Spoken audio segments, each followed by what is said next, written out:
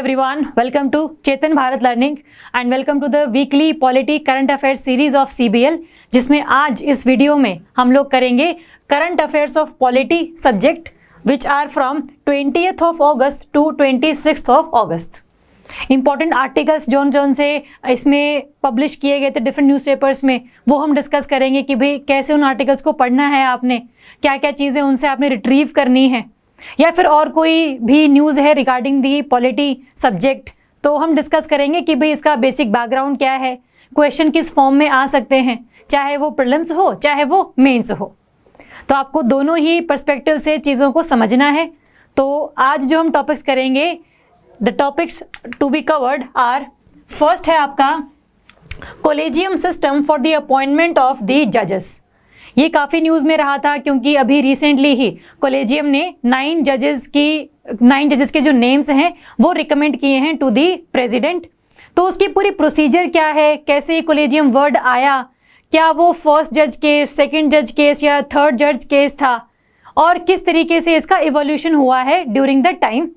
और साथ में हम देखेंगे कि जो NJSC था, नेशनल जुडिशियल अपॉइंटमेंट कमीशन, उसका भी क्या रोल रहा बीच में, और ये अभी तक इम्प्लीमेंट क्यों नहीं हो पाया है। तो वो सारी जो बेसिक स्टैटिस्टिक्स हैं ये सारे हम लोग कवर करेंगे इसमें। और साथ में हम लोग ये भी देखेंगे कि कैसे कोलेजियम में कुछ ना कुछ लिमिटेशंस हैं जिसकी वजह से जुडिशियल इंडिपेंडेंस तो इम्प्रूव होती है, बट कहीं ना कहीं एक नेपोटिज्म की फीलिंग भी आती है। तो इसके पॉजिटिव्स क्या हैं कोलेजियम के, क्या नेगेटिव्स हैं, और साथ में क्या वे फॉरवर्ड हो सकता है if we want to increase the judicial impartiality. तो ये डिटेल में डिस्कस करेंगे इसको। नेक्स्ट है आपका सुजलाम कैंपेन। सुजलाम कह लो, सुजलम कह लो, जैसा आपका दिल करे। ये बेसिकली अभी मिनिस्ट्री ऑफ जल शक्ति ने ये 100 डेज का कैंपेन शुरू किया है, जो भी हम लोग सीरीज चलाते आ रहे हैं आज़ादी का महोत्सव, तो उस कड़ी में ये एक और इनिशिएटिव है बाय द मिनिस्ट्री ऑफ जल शक्ति। इसमें स्पेसिफिकली हम लोग बात करते हैं कि कैसे हम लोग ग्रे वाटर मैनेजमेंट करेंगे। ग्रे वाटर मैनेजमेंट मतलब वो वाटर जो कि आपने किचन में यूज़ किया है ना, बर्तन धोने के लिए यूज़ किया है, कपड़े धोने के लिए यूज़ किया है। अब वो जो पानी है जो वेस्ट हो जाएगा, अगर आप उसको ट्रीट नहीं करेंगे तो हमें उसको मैनेज करना है, और उस मैनेजमेंट के थ्रू हमें ग्राउंड वाटर रिचार्ज दोबारा से करना है। तो ये सारा जो इनिशिएटिव है वो हम देखेंगे कि भाई इसकी ज़रूरत क्यों पड़ी है और इसके अंदर हम कौन कौन सी एक्टिविटीज़ परफॉर्म करेंगे। और साथ में जो स्वच्छ भारत मिशन है, चाहे वो रूरल है चाहे वो अर्बन है, उसकी एफिकेसी को और बढ़ाने के लिए इस इनिशिएटिव में चीज़ें और भी हम लोगों ने एडप्ट करी हैं। तो वो क्या चीज़ें हैं वो हम डिटेल में डिस्कस करेंगे। नेक्स्ट होंगे आपके important articles to cover. There are 2 articles जो कि आपको पढ़ने हैं। मैंने उनकी हेडिंग दी हुई है, साथ में वो किस न्यूज़पेपर में आए थे और कौन सी डेट को आए थे ये मेंशन्ड है। इन आर्टिकल्स के थ्रू आपको कंटेंट मिलेगा और एक थीम जानने को मिलेगी कि भाई पेपर में क्वेश्चन आता किस तरीके से है। और जैसे वो आर्टिकल्स लिखे होंगे वहाँ पर इंट्रोडक्शन, बॉडी और कंक्लूजन, इसी फॉर्मेट में वो चीज़ें लिखी होती हैं। तो आपको इससे आपके आंसर का जो स्ट्रक्चर होता है वो भी थोड़ा सा जानने को मिलेगा, and that will improve your answer writing skills. तो देखेंगे कि भी कौन कौन से आर्टिकल्स हैं और किस किस तरीके से आपने उसको पढ़ना है। चलो तो शुरू करेंगे हमारे पहले टॉपिक के साथ में, which is collegium system for the appointment of जजेस। चाहे वो जजेस सुप्रीम कोर्ट के हों चाहे वो हाई कोर्ट के हों, और 2 और ऐड कर सकते हैं हम लोग, CJI chief justice of India and chief justice of a particular High court. ये 4 तरीके के जजेस हम लोगों को अपॉइंट करने होते हैं। तो इन चारों का क्या प्रोसीजर है और ये कोलेजियम का एवोल्यूशन कैसे हुआ है वो हम डिटेल में डिस्कस करेंगे। अगर हम देखें ये न्यूज़ में क्यों था, न्यूज़ में इसलिए था क्योंकि सुप्रीम कोर्ट का जो कोलेजियम है, जो ग्रुप ऑफ जजेस है, उन्होंने 9 जजेस के नाम जो है रिकमेंड करे हैं as the appointment as the supreme court जजेस। अगर हम सुप्रीम कोर्ट जजेस की बात करें तो जो सैंक्शनड स्ट्रेंथ है कि मैक्सिमम नंबर ऑफ जजेस कितने हो सकते हैं सुप्रीम कोर्ट में, 2034, जिसमें से 33 होंगे आपके सुप्रीम कोर्ट के जज and 1 is CJI chief justice of India. इससे पहले 34 से पहले ये ना जो नंबर था दैट वाज 31, जहां पर 30 सुप्रीम कोर्ट जजेस प्लस 1 सीजेआई था। बट अभी 2019 में एक बिल पास किया गया था जिसमें इस नंबर को बढ़ा दिया गया था। तो अभी इसकी टोटल सैंक्शनड स्ट्रेंथ कितनी है? 34 है। और अभी प्रेजेंटली कितने जजेस वहां पर हैं? There are only 24। तो इनकी वैकेंसीज को फिल करने के लिए अभी 9 नेम्स को रिकमेंड किया गया है टू दी गवर्नमेंट। तो इन्होंने एक्सेप्ट भी कर लिया है। Centre has been accepted the names of 9 जजेस। अभी प्रेसिडेंट को ये लिस्ट सौंपेंगे तो प्रेसिडेंट अपनी पावर के अनुसार उनको अपॉइंट कर देगा। तो ये पूरा प्रोसीजर क्या है वो डिटेल में करेंगे कि भाई सीजेआई के लिए क्या है, सुप्रीम कोर्ट जज के लिए क्या है, chief justice of High court के लिए क्या प्रोसीजर है और हाई कोर्ट के जजेस हैं उनके लिए क्या प्रोसीजर है। चारों का डिटेल में डिस्कस करेंगे। और अगर हम देखें कि जो अपॉइंटमेंट है, जो system of appointment and transfer of जजेस that has evolved through judgments of the Supreme Court, कि सुप्रीम कोर्ट के जजेस कैसे अपॉइंट होने हैं, हाई कोर्ट के जज कैसे अपॉइंट होने हैं, इसके लिए कोई पर्टिकुलर लॉ नहीं है जो कि पार्लियामेंट ने बनाया हो। इसके लिए हम लोग रेफर करते हैं 3 cases of Supreme court, first जज, सेकंड जज एंड थर्ड जज। वो क्या होंगे अभी करेंगे डिस्कस। लेकिन आपको ध्यान रखना है कि किसी भी एक्ट ऑफ पार्लियामेंट या फिर by provision of the constitution में इनकी अपॉइंटमेंट का पूरी प्रोसीजर कहीं नहीं लिखी हुई। अगर हम इसकी बात करें, ये बेसिकली इसको हम कंपेयर करेंगे जब हम पूरा कंप्लीट कर चुके होंगे, तो एनजेएसी और कॉलेजियम को हम कंपेयर करेंगे। अभी के लिए इसको रहने देते हैं। अभी के लिए हम देखते हैं कि कॉन्स्टिट्यूशन में किस आर्टिकल के तहत सुप्रीम कोर्ट या फिर हाई कोर्ट के जजेस की अपॉइंटमेंट की जाती है by the President of India. जो सुप्रीम कोर्ट के जज हैं वो अपॉइंट होते हैं under article 124 and High court के जजेस आर अपॉइंट अंडर आर्टिकल 217। ये आर्टिकल्स इंपॉर्टेंट हैं, लेकिन इन आर्टिकल्स में लिखा क्या है? ये आर्टिकल्स ये कहते हैं कि दैट जजेस of the Supreme Court shall be appointed by the president.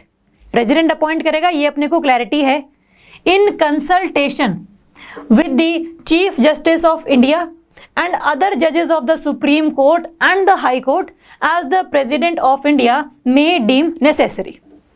यहां पर जो वर्ड है ना, इन कंसल्टेशन, इसके डेफिनेशन पर काफी चर्चाएं हुई है सुप्रीम कोर्ट के केसेस में, कि आर्टिकल में सिंपल इतना लिखा है कि भाई जो सुप्रीम कोर्ट का जज होगा उसको प्रेसिडेंट अपॉइंट करेगा और प्रेसिडेंट इस प्रोसीजर में या तो कंसल्टेशन ले सकता है सीजेआई की, और या फिर कोई और जजेस ऑफ सुप्रीम कोर्ट उनसे भी वो बातचीत कर सकता है कि भाई इस जज का क्या पूरा कार्यकाल है, कैसी इसकी इमेज है, तो कंसल्टेशन वो कर सकता है। ये अपने को क्लियर है, इस आर्टिकल में यही लिखा हुआ है। और जो कॉन्स्टिट्यूशन के हिसाब से जजेस ऑफ द हाई कोर्ट, अगर हम हाई कोर्ट की बात करें तो they are also appointed by the president, ये अपने को क्लियर है, in consultation with the CJI, the governor of the state and the chief justice of that high court. यहां पर भी क्लियर है कि भाई कंसल्टेशन वो कर सकता है, चाहे वो सीजेआई हो, गवर्नर हो या फिर चीफ मिनिस्टर हो, सॉरी चीफ जस्टिस हो उस हाई कोर्ट का। लेकिन अब क्वेश्चन ये उठता है कि ये इन कंसल्टेशन है। अगर प्रेसिडेंट ने बोला कि भाई मैं इस ए पर्सन को अपॉइंट करना चाहता हूं एज द सुप्रीम कोर्ट जज, लेकिन अगर मान लो ये चीफ जस्टिस ऑफ इंडिया या फिर अदर जजेस ऑफ सुप्रीम कोर्ट मना कर देते हैं कि भाई यार ये पर्सन अच्छा नहीं है, इसका जो पूरी कार्यकाल है वो भी इतना अच्छा नहीं रहा है, इसके पास इतनी क्वालिफिकेशंस भी नहीं है और साथ में इसने काफ़ी सारे केसेस को पेंडिंग छोड़ा हुआ है अभी तक। तो अगर ये कॉन्फ्लिक्ट आ जाए कि प्रेसिडेंट कहता है कि हम तो इसे अपॉइंट करेंगे और ये कहते हैं कि भाई ये अपॉइंट नहीं होना चाहिए, तो क्या ये कंसल्टेशन जो वर्ड है ये मैंडेटरी है या फिर ये नॉन मैंडेटरी है? ये सिर्फ एक आप कह लो कि एक सजेशन है कि भाई कंसल्ट कर लो, है ना, कि भाई कंसल्टेशन में जो भी चीज़ें ये बोले वो माननी ना मानी आपके ऊपर है। तो क्वेश्चन यही उठता है कि भाई what does the term in consultation actually imply. तो जो आपके 3 जजेस केस हैं उसमें यही बताया गया है कि भाई इस इन कंसल्टेशन वर्ड का मतलब क्या है। क्लियर है? And by doing so these cases redefined the manner of appointment of जजेस। इन 3 केसेस के बाद में जो सुप्रीम कोर्ट या हाई कोर्ट के जजेस की अपॉइंटमेंट है उनकी पूरी प्रोसीजर चेंज हो गई है, साथ में जुडिशियल इंडिपेंडेंस भी इंक्रीज हुई है and separation of powers between the 3 branches of the government भी इंश्योर की गई है that judiciary should remain separate from the executive and legislature. तो ये चीजें हैं क्या, वो भी देखते हैं कि भाई ये 3 जजेस केस कहते क्या हैं। सबसे पहले आता है आपका फर्स्ट जज केस 1981। देखो, इसकी शुरुआत करने से पहले हमें हल्की सी स्टोरी जाननी है कि 1973 में आप सभी को पता है there was a Kesavananda Bharati case, Kesavananda Bharati case, जिसमें जो सबसे इंपॉर्टेंट जजमेंट आई उसमें ये लिखा था कि जो हमारा कॉन्स्टिट्यूशन है उसका एक बेसिक स्ट्रक्चर है और जो पार्लियामेंट है वो कोई भी ऐसा लॉ नहीं बनाएगी जिससे कि बेसिक स्ट्रक्चर को हानि पहुंचेगी। तो parliament can not make law to disturb the basic structure of the constitution. इसका मतलब पार्लियामेंट की लॉ मेकिंग पावर्स को हल्का सा करटेल कर दिया गया था, कम कर दिया गया था। और अगर हम ये देखें केशव नंदा भारती का, तो देयर वाज 7-6 जजेस की रेशो थी। 7 ने कहा था कि भाई yes, basic structure should be protected by the parliament, और 6 ने कहा था कि भाई पार्लियामेंट जिस मर्जी पर चाहे लॉ बना सकती है, उसकी कोई पावर की कर्टेलमेंट नहीं की जाएगी। तो इस केस में ये किया गया। अब इस टाइम पर है इंदिरा गांधी गवर्नमेंट, तो गवर्नमेंट के द्वारा थोड़ा सा इन चीज़ों को सीरियसली लिया गया कि भाई पार्लियामेंट की लॉ मेकिंग पावर को ये लोग कर्टेल करने की कोशिश कर रहे हैं। तो इस वजह से एक और कड़ी का इंसिडेंट यहाँ पर जुड़ता है कि अदरवाइज होता क्या था, जो CJI है, chief justice of India, should be the senior most जज ऑफ द सुप्रीम कोर्ट, है ना। लेकिन यहाँ पर एक केस हुआ जहां पर जो अमित रे हैं उनको CJI बना दिया गया बाय द प्रेसिडेंट, लेकिन he was not the senior most जज ऑफ द सुप्रीम कोर्ट। इनके ऊपर 3 और सुप्रीम कोर्ट के सीनियर मोस्ट जजेस होते थे, लेकिन उस टाइम पर ये जो अमित रे हैं, इन्होंने ये 6 जजेस वाले में शामिल थे कि भाई पार्लियामेंट की लॉ मेकिंग पावर को आपने कर्टेल नहीं करना है। तो एक ऐसा साइन देखा गया कि भाई जो सरकार है, जो प्रेसिडेंट है, वो सरकार के कहने पर ऐसे लोगों को CJI बना रहा है या फिर सुप्रीम कोर्ट का जज बना रहा है जो उनके हिसाब से चलते हैं। तो ये बहुत एक ऐसी चीज देखी गई कि भाई अगर ऐसे चलता रहा तो जो सेपरेशन ऑफ पावर है between executive, judiciary and legislature, ये कहीं ना कहीं डिस्टर्ब हो जाएगा। तो इसी वजह से धीरे धीरे केसेस आने शुरू हुए। इसी वजह से पहला आपका जो केस आया दैट वाज द फर्स्ट जज केस इन 1981 कि भाई बताओ कि अगर कंसल्टेशन जो वर्ड है वो मैंडेटरी है, उसकी कंसल्टेशन को मानना चाहिए कि नहीं मानना चाहिए। तो ये हल्की सी स्टोरी आपने ध्यान रखनी है कि भाई फर्स्ट जज केस आने का मकसद क्या था। मकसद ये था कि भाई आपको किसकी माननी है। अगर हम एवोल्यूशन की बात करें तो फर्स्ट जज केस 1981 में ही आया था। इसमें सुप्रीम कोर्ट ने ये अपहेल्ड किया, ये माना कि इन द अपॉइंटमेंट ऑफ जज ऑफ द सुप्रीम कोर्ट और the High court the word consultation in Article 124 and in Article 217 does not mean concurrence। concurrence का मतलब है प्रेसिडेंट माने या ना माने उसकी मर्जी है। तो अल्टीमेटली क्या निकला, इन द इवेंट ऑफ डिसअग्रीमेंट, अगर वो कंसल्टेशन करते टाइम जो ग्रुप ऑफ जजेस हैं वो अलग बात बोलते हैं, प्रेसिडेंट अलग बात बोलते हैं, तो फिर the ultimate power would rest with the union government and not with the CJI, the Supreme Court ruled। तो सुप्रीम कोर्ट ने खुद के ही इंटरेस्ट के खिलाफ ही डिसीजन दिया कि भाई अगर कोई भी अग्रीमेंट होगा तो CJI की नहीं मानी जाएगी, बल्कि प्रेसिडेंट मतलब यूनियन गवर्नमेंट की मानी जाएगी while we are appointing the supreme court और हाई कोर्ट जजेस। तो दिस इज दी फर्स्ट जज केस जहां पर जो एग्जीक्यूटिव की पावर है उसको बढ़ा दिया गया। एग्जीक्यूटिव्स की पावर मतलब यूनियन गवर्नमेंट की power to appoint the Supreme Court जज वाज एस्टैब्लिश्ड। लेकिन फिर से ये था आपका 7 जज बेंच 4-3 की रेशो में ये जजमेंट आई कि भाई प्रेसिडेंट के पास पावर है जिस मर्जी को वो सीजेआई या फिर सुप्रीम कोर्ट का जज या फिर हाई कोर्ट का जज अपॉइंट कर सकता है। कंसल्टेशन सिर्फ कंसल्टेशन है, कंकरेंस नहीं है।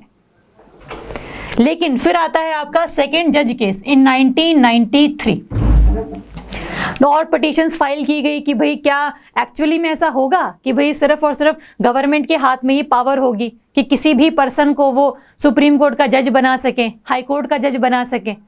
तो ऐसी पिटीशंस को सुनते हुए एक 9 जज बेंच थी, ये वाली सेकेंड जज केस में 9 जज बेंच, जिसमें 7-2 के रेशो के हिसाब से डिसीजन आया कि भाई दे ओवर रूल्ड द फर्स्ट जज केस, उसको नल एंड वॉइड कर दिया गया और अपहेल्ड किया गया that in the event of conflict between the President and the CJI with regard to appointment of जजेस, it was the chief justice of India whose opinion would not only have primacy, सिर्फ और सिर्फ उसकी primacy नहीं होगी, but it would be determinative in the matter.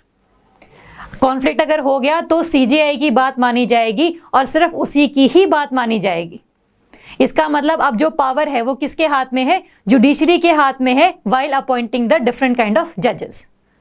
तो first जज case में जो चीज आई अब वो यहां पर ओवर रूल हो गई है by the 7-2 judgment of Supreme Court bench.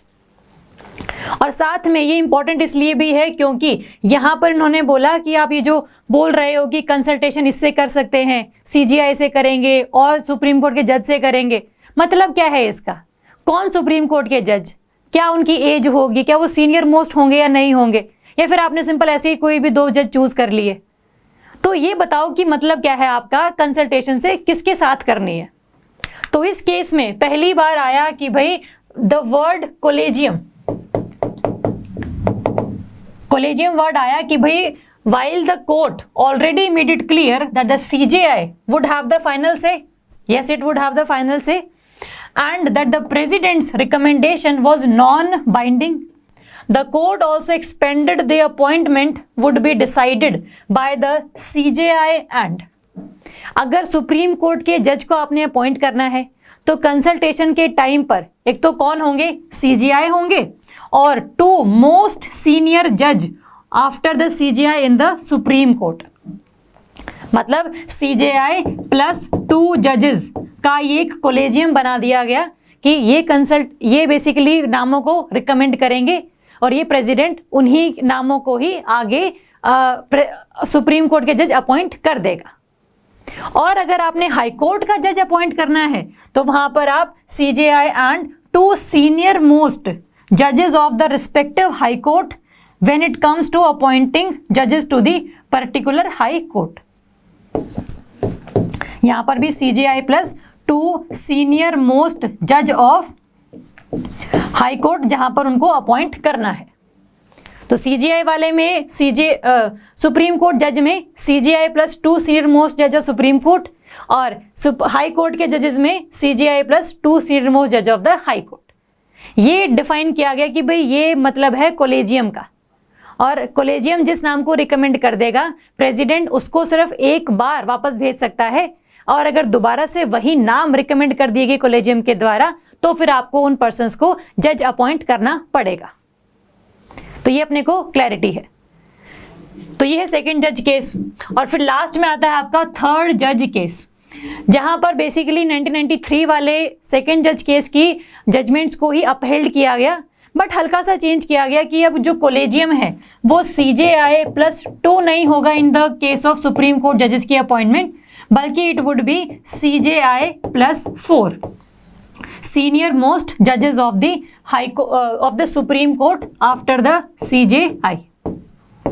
तो अब जो है यहाँ पर सीजेआई प्लस 4 का कोलेजियम होता है when there are appointing the Supreme Court के जजेस। हाई कोर्ट वाले सेम ही है। ये क्लियर है अपने को?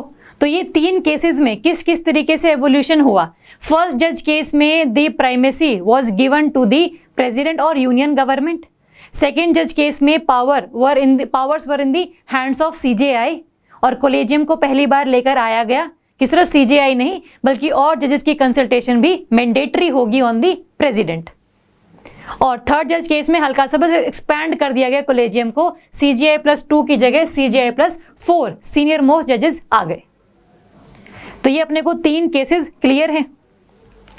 चलो नेक्स्ट देखेंगे गवर्नमेंट का रोल क्या है, कि इन सब में गवर्नमेंट का रोल सिर्फ इतना है कि भाई to get an inquiry conducted by the intelligence bureau if a lawyer is to be elevated as the judge in a high court or the supreme court, कि कोई ऐसा पर्सन हाई कोर्ट या supreme court का जज ना बन जाए जिससे कि जुडिशरी को तो थोड़ा सा हानि पहुंचे ही पहुंचे, साथ में वो ऐसे पर्सन ना हो कि उनके खिलाफ कोई केस चल रहा हो या फिर उनका कोई बाहर का कोई सीक्रेट लिंक हो किसी और ऑर्गेनाइजेशन के साथ, जो भी चीज़ है तो वो आईबी पहले इंक्वायरी कंडक्ट करेगी और अल्टीमेटली उनके नामों को बोल देगी कि भाई हाँ ये पर्सन ठीक है, इसके खिलाफ कोई भी ऐसा ना तो केस चल रहा है न इसके खिलाफ कोई हमें शक है कि ये किसी से मिला हुआ है एंड एनी अदर थिंग जो भी है। तो सरकार का सिर्फ इतना ही रोल है कि ये इंटेलिजेंस ब्यूरो से इंक्वायरी कंडक्ट करवा सकता है। It can also raise objections and seek clarifications regarding the collegium's choices. ये ऑब्जेक्शन भी लगा सकता है कि भाई कॉलेजियम ने जो नाम भेजे हैं वो हमें पसंद नहीं है और आपने ये नाम बहुत इर्रेशनल तरीके से भेजे हैं, तो ऑब्जेक्शंस उठाना सरकार का काम है। But if the collegium reiterates the same names, दोबारा से सेम नाम ही चले जाते हैं, then government is bound under the Constitution Bench judgments to appoint them as जजेस। तो सिर्फ एक ही मौका है सरकार के पास ऑब्जेक्शन रेज करने का और अल्टीमेटली उनके नामों की क्लैरिफिकेशन लेने का, बट दोबारा अगर आ गया तो फिर सरकार को अपॉइंट करवाना ही पड़ेगा। तो ये है आपका गवर्नमेंट का रोल। अगर हम नॉर्मली बात करें कि भाई CGI की अपॉइंटमेंट के लिए क्या प्रोसीजर है, आपने पूरी हिस्ट्री तो जान ली कि भाई किस तरीके से जजेस की अपॉइंटमेंट का किस्सा चला है throughout the year, throughout the independence. तो CGI जो है कौन अपॉइंट करेगा? The President of India appoints the CGI, full stop. As far as the CGI is concerned, the outgoing CGI recommends his successor. जो अभी CGI है वो अपना सक्सेसर का नाम रिकमेंड करके जाता है कि भाई मेरे बाद सबसे सीनियर मोस्ट जो जज है वो ये है, और अल्टीमेटली आप उसको ही CGI अपॉइंट करें। और in practice it has been strictly by seniority ever since the supersession controversy of 1970s। वो जो अमित रे वाली कंट्रोवर्सी है उसके बाद से बहुत ध्यान रखा जाता है कि सबसे जो सीनियर मोस्ट जज हो पूरे सुप्रीम कोर्ट का, उसी को ही CGI अपॉइंट किया जाए। तो CGI के लिए ये पूरी प्रोसीजर है, ये आप ध्यान रखेंगे। नेक्स्ट, फॉर सुप्रीम कोर्ट जजेस, ये हमने देखा ही है, they are also appointed by the President. और इनको अपॉइंट करने का तरीका क्या है कि CGI+4 सीनियर मोस्ट जज ऑफ द सुप्रीम कोर्ट का जो कॉलेजियम है वो डिफरेंट नामों को सजेस्ट करेगा of the Supreme Court as well as the senior most जज of the court hailing from the High Court to which the recommended persons belong. ये भी पर्सन हो सकते हैं कि अगर कोई हाई कोर्ट का जज है उसको सुप्रीम कोर्ट का जज बनाना है तो वो जिस हाई कोर्ट में अभी काम करता है उसके चीफ जस्टिस से भी पूछ लिया जाए, है ना। तो वो भी एक प्रोविजन आप कह सकते हैं, बट ये तो मैंडेटरी है ही है कि CGI+4 सीनियर मोस्ट जजेस ऑफ सुप्रीम कोर्ट की रिकमेंडेशन, और ये कॉलेजियम नाम भेजता है टू द लॉ मिनिस्टर, और अल्टीमेटली वो फॉरवर्ड करता है प्राइम मिनिस्टर को, और प्राइम मिनिस्टर अल्टीमेटली करेगा टू प्रेसिडेंट, और प्रेसिडेंट जो है वो आगे अल्टीमेटली इनको अपॉइंट कर देगा। तो कॉलेजियम से लेकर लॉ मिनिस्टर से लेकर प्राइम मिनिस्टर, और प्राइम मिनिस्टर से लेकर आपका प्रेसिडेंट, ये पूरी प्रोसीजर है to appoint the supreme court जजेस। ये अपने को क्लैरिटी है। नेक्स्ट, अगर हम देखें for the chief justice of the High court, किसी भी हाई कोर्ट का चीफ जस्टिस अगर अपॉइंट करना है तो उसके लिए क्या प्रोसीजर है?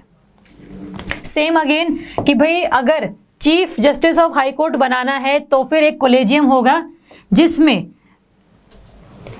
For the appointment of puisne जज of the High Court as Chief justice of that high Court और another High Court in consultation with the 2 senior most जजेस ऑफ द सुप्रीम कोर्ट।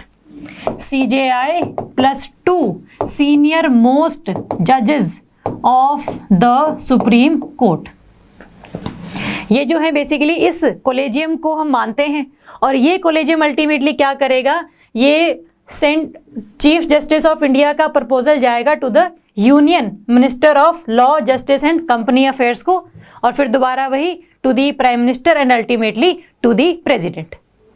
तो जहां पर सुप्रीम कोर्ट के जज के case में CJI+4 था, पूरी प्रोसीजर हमें पता है आगे, ऐसे ही यहाँ पर सुप्रीम कोर्ट इसी प्रकार से जो CJHHC है, chief justice of High court, वहां पर CJI+2 सीनियर मोस्ट जजेस ऑफ द सुप्रीम कोर्ट का कोलेजियम अल्टीमेटली आगे पूरी प्रोसीजर करेगा।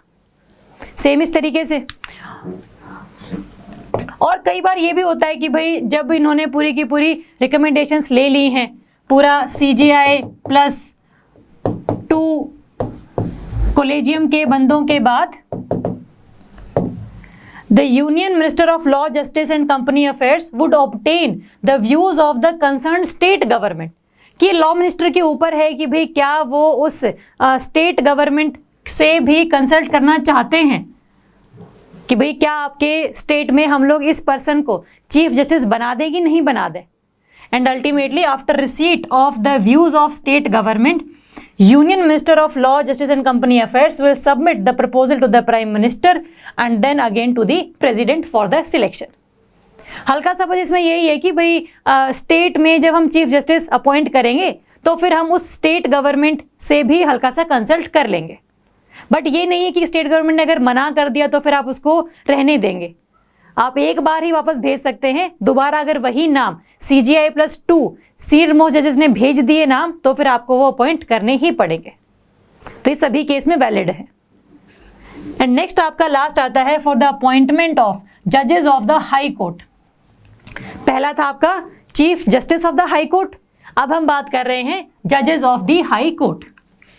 अगर हम बात करें इसमें, the proposal for appointment of the जज of a High Court shall be initiated by Chief justice of that particular High Court. वो इनिशिएट करेंगे। इनिशिएट कैसे करेंगे कि भाई CJHC Chief justice of High Court plus 2 senior most जजेस of that high Court, इनका पूरा का पूरा एक 4 आएंगे यहाँ पर, एंड 4 सीनियर मोस्ट जजेस ऑफ द हाई कोर्ट, इसको बोलते हैं हाई कोर्ट का कोलेजियम। ये हाई कोर्ट का कोलेजियम है जो कि पर्सन्स के नाम रिकमेंड करेगा कि इस पर्सन को हाई कोर्ट का जज बना दो।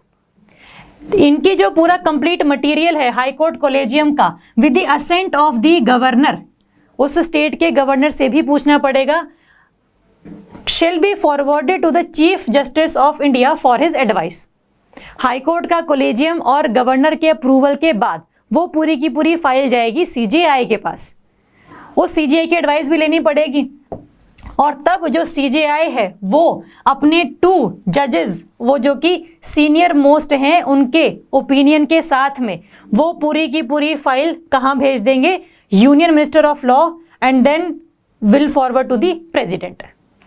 सिंपल वही है कि भाई अगर किसी हाई कोर्ट का जज आपने अपॉइंट करना है तो पूरी जो प्रोसीजर होगी that would be initiated by the chief justice of High Court, और साथ में उनके 4 पर्सन्स और हैं कोलेजियम में, हाई कोर्ट कोलेजियम जिसको हम लोग बोलते हैं, और उनकी कंसल्टेशन प्लस गवर्नर की एसेंट जाएगी Chief justice of India plus 2 senior most जज of the Supreme Court, CJI वाला collegium, and ultimately to the Union Minister of Law and ultimately to the president.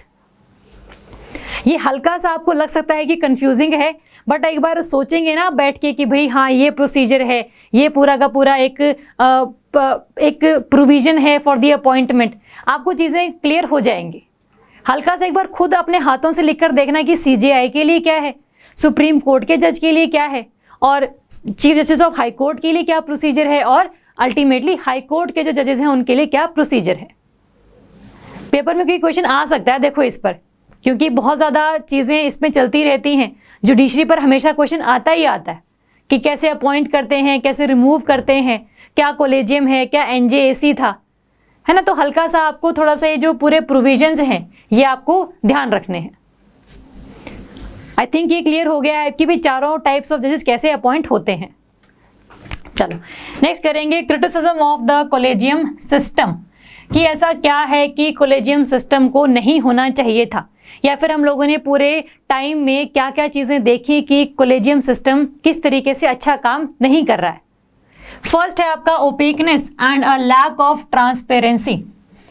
जो कोलेजियम है वो कौन से जज का नाम अपॉइंट करवाने के लिए रिकमेंड कर रहा है, क्यों कर रहा है, उसके साथ कोई भी प्रूफ या फैक्ट नहीं लगते कि भाई इस पर्सन का बहुत अच्छा इमेज है, इसने काफ़ी ज़्यादा केसेस को बहुत जल्दी रैप अप कर दिया है ना। तो ऐसे कोई भी चीज़ नहीं है। तो ये बहुत ओपेक है और लैक ऑफ ट्रांसपेरेंसी है। एक तो इसलिए इसको हम लोग मना करते हैं। दूसरा है स्कोप फॉर नेपोटिज्म, कि जो जज हैं वही जजेस को अपॉइंट कर रहे हैं, तो they may be favouring the nepotism. ऐसे केसेस कई बार देखने को मिलते हैं, तो that is also the collegium is not good. Embroilment in public controversies, कि भाई कन्फ्यूजन सा क्रिएट होता है कि भाई कॉन्ट्रोवर्सीज क्रिएट होती हैं कि आपने इस जज को ही क्यों आगे अपलिफ्ट किया एज ए सुप्रीम कोर्ट जज, इसका ट्रांसफ़र वहाँ क्यों कर दिया, है ना, हाई कोर्ट के जजेस को आपने क्यों chief justice of High court बना दिया। तो ये हल्का सा कॉन्ट्रोवर्सीज चलती रहती हैं क्योंकि इसमें लैक ऑफ ट्रांसपेरेंसी है। And ultimately overlooks several talented junior जजेस एंड एडवोकेट्स। कई बार अगर नेपोटिज्म की बात कर ही रहे हैं तो जो मेरिटोक्रेटिक प्रिंसिपल्स के हिसाब से अपॉइंटमेंट होनी चाहिए, रिकमेंडेशंस जानी चाहिए टू द प्रेसिडेंट, वो कई बार नहीं जा पाती। इसीलिए इस कोलेजियम सिस्टम को ख़त्म करने के लिए कि भाई जज का बेटा ही जज ना बने, जज की बेटी ही जज ना बने, नेपोटिज्म ख़त्म किया जाए, एक ट्रांसपेरेंसी लेकर आई जाए कि यही जज क्यों लेकर आ रहे हैं हम लोग। इसी चीज़ को ख़त्म करने के लिए हम लोग लेकर आए थे national judicial appointment commission by 99th constitutional amendment act 2014। लेकिन ये इम्प्लीमेंट नहीं हो पाया बिकॉज सुप्रीम कोर्ट ने इस अमेंडमेंट को नल एंड वॉइड कर दिया, ये कहते हुए कि ये जुडिशियल इंडिपेंडेंस को हार्म करेगा, है ना। तो अगर हम कंपेयर करें, अब कंपेयर करते हैं उस पिक्चर को हम लोग, ये रहा, ये है आपका कोलेजियम सिस्टम, ये है आपका एनजेएसी सिस्टम। कोलेजियम तो हम लोगों ने देख लिया कि किस किस तरीके से सुप्रीम कोर्ट जज के लिए, हाई कोर्ट जज के लिए कितने कितने CJI+2 मेंबर्स होते हैं, वो तो हमने देख लिया। अगर हम एनजेएसी की बात करें तो ये कब आया था, by 99th amendment, by giving some way to executive in जजेस अपॉइंटमेंट। मतलब हल्का सा सरकार का भी कंट्रीब्यूशन इंक्रीज कर दिया गया था in appointing the different kind of जजेस of Supreme Court and High Court. इस एक्ट के हिसाब से क्या था कि भाई the 99th constitutional amendment act and NJAC came into force in 2015, but it could not take off as the CJI refused to join until petitions against the new systems were decided. इसके खिलाफ बहुत जल्दी ही, इसके implement होते ही petitions डाल दी गई supreme court में। तो CJI ने कहा था कि भाई मैं मेंबर तब बनूंगा इस NJAC का जब सारी पिटिशंस हम लोग सुन लेंगे, और इसके बाद वो सुनते गए पिटिशंस और अल्टीमेटली इन लोगों ने इसको स्क्रैप ही कर दिया।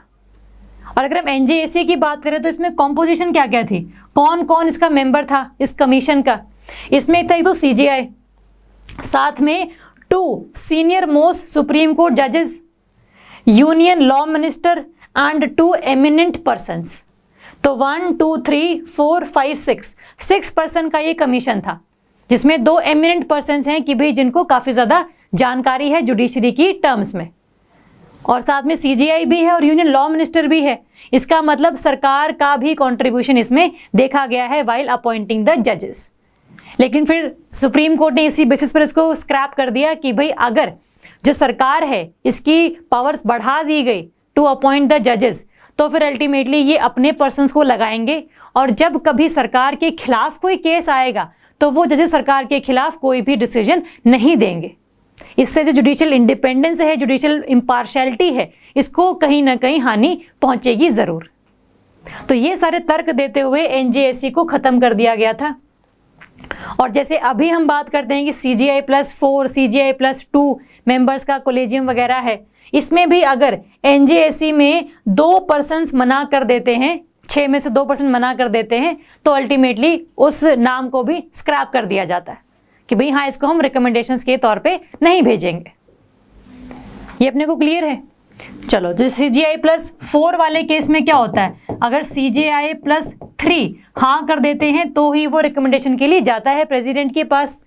और जो हाईकोर्ट वाले थे CGI+2 में, इसमें अगर CGI+1 हाँ कर देते हैं तभी रिकमेंडेशंस के तौर पर आगे जाएंगे।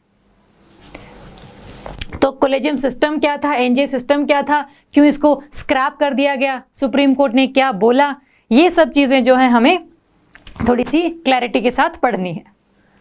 तो आपने कोलेजियम सिस्टम देख लिया, इसका एवोल्यूशन देख लिया, इसके जो नेगेटिव पॉइंट्स थे वो देख लिए, इसको ख़त्म करने के लिए क्या नई चीज़ लेकर आए थे NJAC वो देख लिया, NJAC के नेगेटिव पॉइंट्स देख लिए। एंड अल्टीमेटली हम क्या देखेंगे फिर, वे फॉरवर्ड कि भाई करें क्या अब। तो करें क्या में हम देखते हैं वे फॉरवर्ड। चलो, वे फॉरवर्ड हम देखेंगे कि भाई अब हम अपॉइंट करने तो हैं ही है, क्या ये जो कोलेजियम सिस्टम चल रहा है क्या वो चलता रहे। तो आपने कुछ चीज़ें ऐसे सजेस्ट करनी है कि भाई it is time to think of a permanent independent body to institutionalise the process with adequate safeguards to preserve the judiciary's independence, guaranteeing judicial primacy but not judicial exclusivity. एक मतलब है कि भाई हाँ, जुडिशरी की प्राइमेसी बनी रहेगी, दोनों का तीनों पावर्स का सेपरेशन बना रहेगा, बट ऐसा ना हो कि जुडिशरी अपनी इस पावर को गलत मिसयूज़ कर ले। इसीलिए अपॉइंटमेंट करने के लिए NJAC जैसा भी नहीं आना चाहिए जिसमें सरकार की इंटरफेरेंस हो, बल्कि एक ऐसा कमीशन आना चाहिए जिसमें एक तो वो परमानेंट हो और एक इंडिपेंडेंट बॉडी हो, ना सरकार के पर्सन उसमें है ना ही उसमें आपके जुडिशरी के पर्सन्स हैं। तो एक ऐसी बॉडी आप लेकर आ सकते हैं जहां पर अपॉइंटमेंट के दौरान नेपोटिज्म की भावना को भी नीचे रखा जा सकता है और साथ में ट्रांसपेरेंसी और अकाउंटेबिलिटी भी इंश्योर की जा सकती है। तो that could be one of the solution. It should ensure independence, reflect diversity, demonstrate professional competence and integrity. आप जब भी किसी जज को अपॉइंट करने के लिए बात करते हैं तो सबसे पहले ये बताओ कि भाई क्या वो जज प्रोफेशनली कंपिटेंट है, क्या डिफरेंट काइंड ऑफ जजेस हम लोगों ने अपॉइंट किए हैं, डाइवर्सिटी क्या है, क्या विमेन जजेस भी हैं, मेल जजेस भी हैं, scheduled caste, scheduled tribe, OBC, क्या इनको रिप्रेजेंट करने के लिए कोई जज है पूरे सुप्रीम कोर्ट में या नहीं, है ना। तो अल्टीमेटली इन सब चीज़ों को देखते हुए ही आपको नामों को रिकमेंड करना है। And instead of selecting the number of judges required against a certain number of vacancies, the collegium must provide a panel of possible names to the president to appoint in the order of preferences. कि भाई ये लोग ये ना बताएं कि हमने 9 names भेजे, आपको 9 के 9 को ही अपॉइंट करना है। आप सिंपल 15 या 20 भेज दो जिसमें से प्रेसिडेंट खुद से 5 या 6 चूज कर ले। इससे कि जो जुडिशरी है उसकी अकाउंटेबिलिटी भी बनी रहेगी और जो प्रेसिडेंट है उसके हाथ में पावर रहेगी कि भाई सिर्फ और सिर्फ जुडिशरी के हिसाब से काम नहीं चल रहा। तो ये that could be the possible option. तो आपने वे फॉरवर्ड में तभी यही चीज़ें लिखनी है जहां पर आप जुडिशियल प्राइमेसी को तो इम्प्रूव करना चाह रहे हैं, वो तो अब इस्टेब्लिश करना चाह रहे हैं, बट कहीं ना कहीं जुडिशरी अगर पावर्स को मिसयूज़ कर रही है तो उसको चेक एंड बैलेंसेस के थ्रू हमें कंट्रोल करना भी है। क्लियर है। तो ये है आपका कोलेजियम सिस्टम, NJAC और उसका way forward. I hope that is clear. चलो नेक्स्ट हम करेंगे सुजलम कैंपेन। सुजलम है या सुजलाम है, जैसा आपका दिल करे आप इसको बोल सकते हैं। अगर हम देखें कि ये क्या है, अभी मिनिस्ट्री ऑफ जल शक्ति ने शुरू किया है सुजलम कैंपेन, जो कि 100 दिन का कैंपेन है एज पार्ट ऑफ दी आज़ादी का अमृत महोत्सव। हमारे देश को इंडिपेंडेंट हुए 75 ईयर्स हो जाएंगे इन 2022। तो ये पूरे के पूरे इनिशिएटिव चलाए गए हैं ताकि हम लोग अपने 75 ईयर्स ऑफ इंडिपेंडेंस को सेलिब्रेट कर सके। तो इसी कड़ी में ये भी एक कैंपेन चलाया गया है बाय मिनिस्ट्री ऑफ जल शक्ति। और इसका ऑब्जेक्टिव क्या है? ऑब्जेक्टिव है to create more and more ODF plus villages, open defecation free plus villages by undertaking waste water management at village level. सबसे महत्वपूर्ण जो इसमें बात है वो यही है कि हम लोगों को जितना भी वेस्ट वाटर है उसको दोबारा से रिसाइकल करके रीयूज करना है, ताकि एक तो पानी का इंश्योर किया जा सके कि पानी सबको मिलता रहे, और साथ में जो ODF प्लस विलेजेस हैं, open defecation free plus villages, उनको भी हम इंश्योर कर सकें कि ये बने रहें, टॉयलेट्स बने रहें, टॉयलेट्स में जो पानी है वो आता रहे, लोग उसको सस्टेनेबली यूज़ करते रहें, तभी जाके तो मिशन सक्सेसफुल होगा। सिर्फ और सिर्फ बना देने भर से मिशन इज़ नॉट सक्सेसफुल। तो इसीलिए उनको हमें सस्टेन भी करके रखना है। एंड साथ में this is done particularly through, और हम कैसे करेंगे वेस्ट वाटर को manage, by creation of 1 million soak pits. Soak pits जहां पर पानी धीरे धीरे करके नीचे ग्राउंड वाटर का पार्ट बनता रहता है, तो वो सोक पिट्स हम बनाएंगे, and other grey water management activities. तो ये बेसिकली एक ऐसा कैंपेन है जहां पर हम लोग जो वेस्ट वाटर है उसको मैनेज करने की बात कर रहे हैं। उस वेस्ट वाटर को मैनेज करके हम लोग ग्राउंड वाटर को रिचार्ज करने की बात कर रहे हैं, ताकि ड्रिंकिंग के लिए, इरिगेशन के लिए, ये सब के लिए पानी अवेलेबल हो हमारे पास। तो that is the objective of this campaign. और हम क्या करेंगे, और इसमें की एक्टिविटीज क्या क्या बताई गई हैं सरकार के द्वारा, कि भाई हम लोग ऑर्गेनाइजिंग कम्युनिटी कंसल्टेशंस, खुली बैठक्स and Gram Sabha meetings to analyse the current situation, कि प्लानिंग करने से पहले आप वहाँ के लोगों के साथ मीटिंग करो, ये पता करो कि भाई किस चीज़ को सुधारने की पहले आवश्यकता है और कौन सी चीज़ नॉन प्रायोरिटी बेसिस पर हम बाद में भी कर सकते हैं। तो इनसे आप इनके विचार जानो कि भाई आपको दिक्कत कहाँ पर है और आपको क्यों लगता है कि हम मिशन सक्सेसफुल नहीं कर पाए हैं, स्वच्छ भारत मिशन वाला। तो ये सब करें। Second, pass resolution to maintain ODF sustainability and achieve needed number of soak pits to manage the grey water. अगर किसी विलेज को ODF प्लस टैग मिल गया है या फिर ODF टैग भी मिल गया है, तो उस टैग को सस्टेन करके रखो। ये टैग क्या है अभी डिस्कस करते हैं डिटेल में कि इनका मतलब क्या है, बट कहने का मतलब यही है कि ODF सस्टेनेबिलिटी इंश्योर करो और नए जो सोक पिट्स हैं जिनके थ्रू आप पानी को ग्राउंड वाटर का पार्ट बना सकें, जिसमें से पर्कुलेट कर करके पानी ग्राउंड वाटर का पार्ट बन जाता है, तो ऐसे सोक पिट्स आप बनाओ। Develop 100 days plan to undertake sustainability and soak pits construction related activities. 100 दिन के अंदर अंदर आपको सोक पिट्स भी बनाने हैं और ODF प्लस का जो टैग है उसको भी सस्टेन करवा के रखना है टू द विलेजेस। 100 दिन का टाइम आपके पास। Construct requisite number of soak pits, 1 million की हम बात कर रहे हैं यहाँ पर।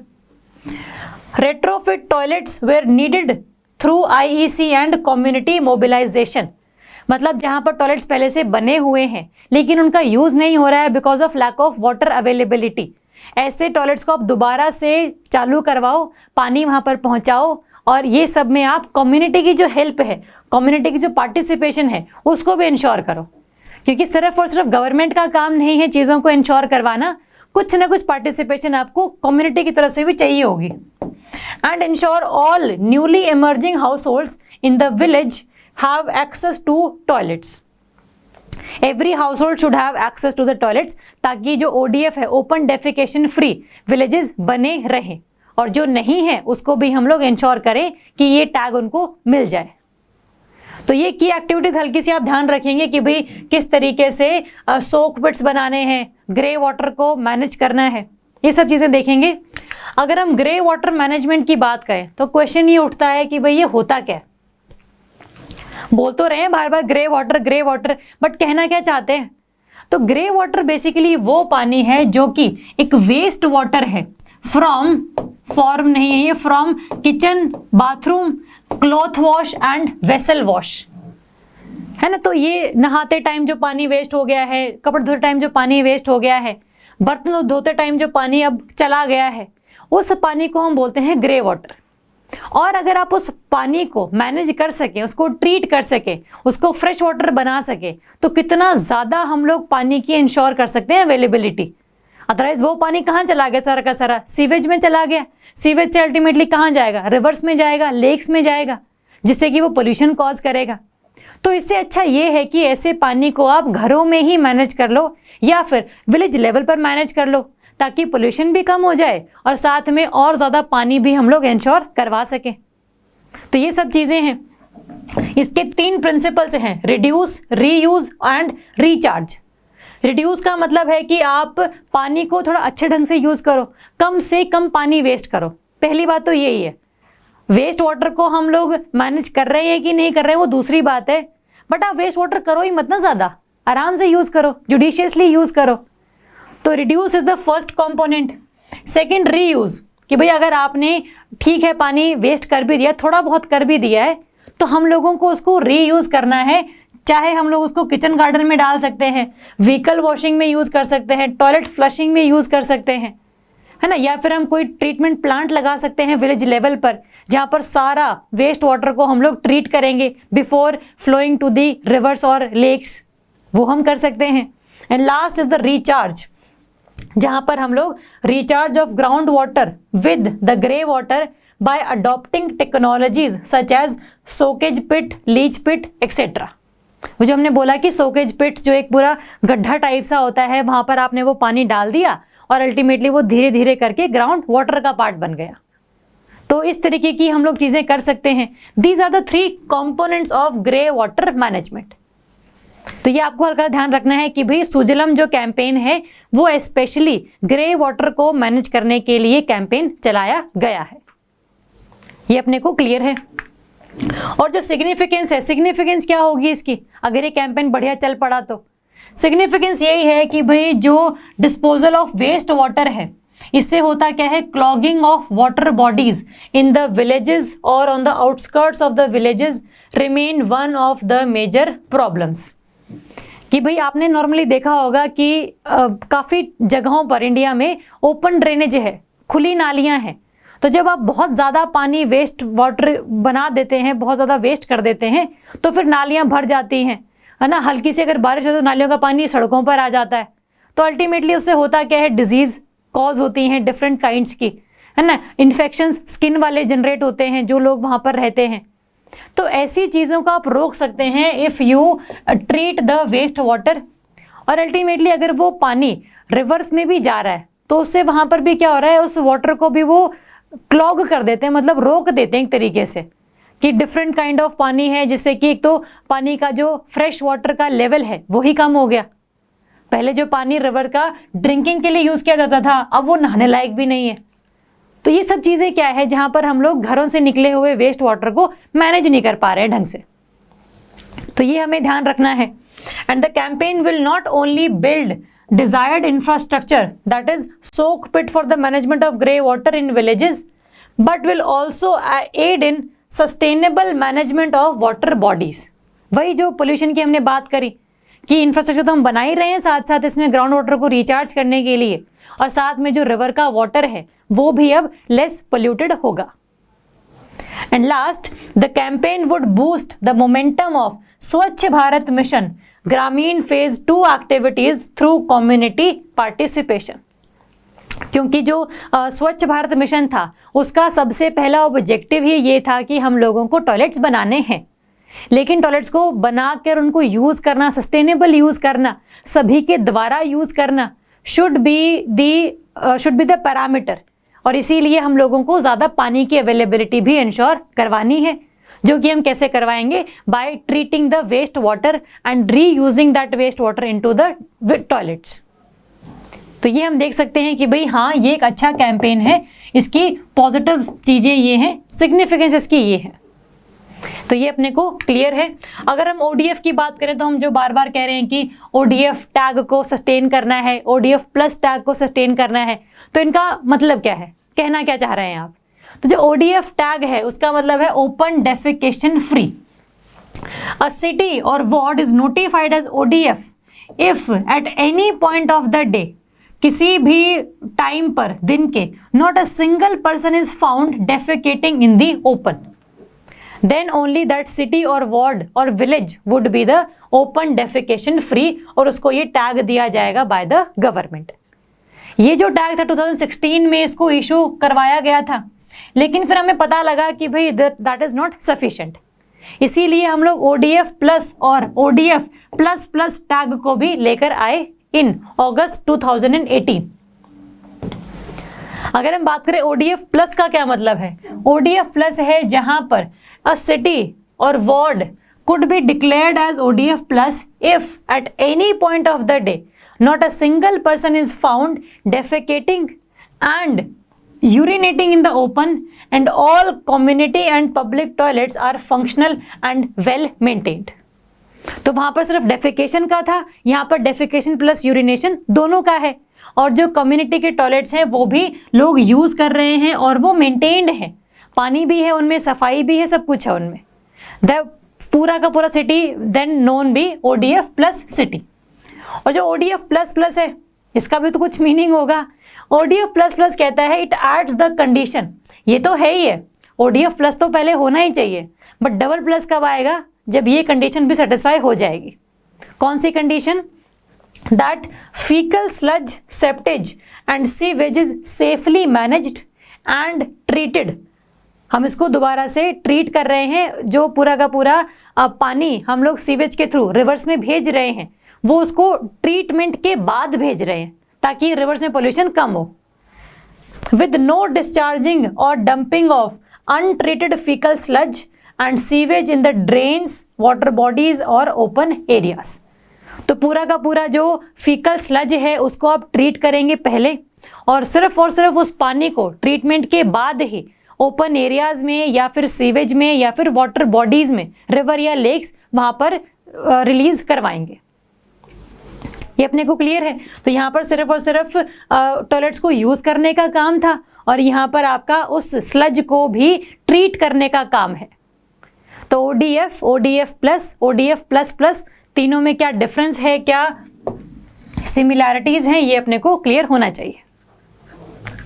चलो, तो ये है आपका सुजलम कैंपेन, जहां पर हमने डिफरेंट तरीके से देखा कि how the grey water management can be done, what is grey water management, और इस कैंपेन को चलाने का सिग्निफिकेंस क्या होगा, पॉजिटिव पॉइंट्स क्या होंगे। नेक्स्ट हम लोग करेंगे important articles to read. 2 articles हैं आपने पढ़ने हैं। 19 अगस्त में इंडियन एक्सप्रेस में एक आर्टिकल आया था, impartial speaker for thriving democracy, कि अगर इंडिया में डेमोक्रेसी को थ्राइव करवाना है, थोड़ा सा और इम्प्रूव करवाना है, उसको मेंटेन करके रखना है, तो फिर जो स्पीकर का रोल है वो बहुत ज़्यादा ही इम्पॉर्टेंट है। तो वहाँ उस आर्टिकल में आपको स्पीकर की पावर्स जानने को मिलेंगी, स्पीकर का रोल जानने को मिलेगा, और वो किस तरीके से डेमोक्रेसी को थ्राइव करवाने में अपना रोल निभा सकता है। And the speaker should be impartial, partiality के लिए कोई भी जगह नहीं होनी चाहिए in the office of speaker. तो ये आप पढ़ेंगे, ये 19 अगस्त का आर्टिकल है। नेक्स्ट आर्टिकल है आपका 23 अगस्त का, जहाँ पर हिंदुस्तान टाइम्स में आया था नीड फॉर कास्ट सेंसस। तो इसमें बताया गया था कि भी कास्ट सेंसस क्या है, क्यों ये होना चाहिए और क्यों ये नहीं होना चाहिए, और अगर ये नहीं होगा तो फिर अल्टीमेटली वे फॉरवर्ड क्या है। कास्ट सेंसस का मतलब सिंपल कि भाई आपने डिफरेंट लोगों की जो कास्ट है उसके हिसाब से उनका नंबर बताना, कि भाई इस कास्ट के इतने लोग रहते हैं, इतने इसमें से गरीब हैं, इतने अमीर हैं। तो ये पूरा का पूरा डेटा जो है that comes under the caste census. तो ये आपने देखना है कि ये होना चाहिए कि नहीं होना चाहिए। ये आपको इजीली हिंदुस्तान टाइम्स के पेज पर मिल जाएगा। ये आप देख लेना हल्का सा, अगर नहीं कुछ समझ आता है इसमें तो हम लोग डिस्कस भी कर लेंगे इसको बाद में। तो आप अगर डाउट्स हैं इस किसी भी टॉपिक के द्वारा, जिसमें आपके इंपॉर्टेंट आर्टिकल्स भी आ गए, जो आज टॉपिक करे वो भी आ गए, तो कोई भी अगर डाउट है आपको तो you are free to ask, you can call, you can message and you can contact, मतलब जो भी आप करना चाहते हैं अपने डाउट्स को क्लियर करने के लिए। बाकी हम अगले हफ्ते मिलेंगे जहां पर हम और करंट अफेयर के टॉपिक्स करेंगे रिगार्डिंग दी पॉलिटी सब्जेक्ट। तो क्लास को हम यहीं खत्म करते हैं अभी। मेरी तरफ से thank you so much and all the best. Hi, अगर आपको ये लेक्चर पसंद आया then do subscribe to our channel, and if you are serious for UPSC 2022 then आप हमारा कॉम्प्रिहेंसिव कोर्स चेकआउट कर सकते हैं। कोर्स की डिटेल्स नीचे डिस्क्रिप्शन सेक्शन में आपको मिलेगी, नहीं तो आप हमें कॉल कर सकते हैं नीचे दिए गए नंबर पर।